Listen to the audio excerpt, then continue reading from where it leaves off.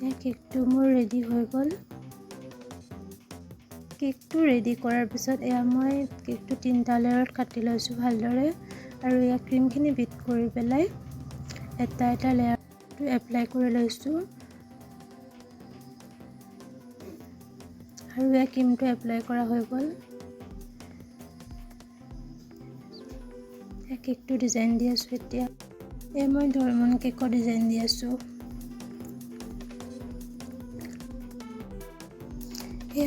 চাওঁতে কেকটো মোৰ হৈছে, আৰু কেকটোৰ ফাইনেল লুক।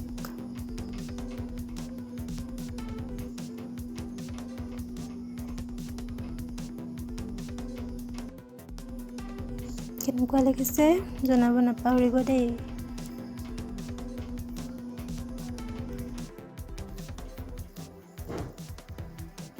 আৰু বাৰ্থডে বয়ে পুৰা কেক কাটিব ৰেডি হৈ আছে।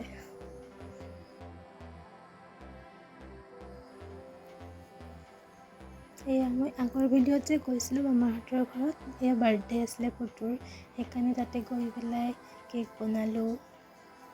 কেক কাটি আছে। আৰু মই ভিডিঅ' কৰি থকা দেখি ভাইটিয়ে মোবাইলটো লৈ পেলাই ভিডিঅ' কৰিছে। সিহঁতেও বোলে ভিডিঅ'ত ওলায়। দেখিছেনে কি কৈ আছে।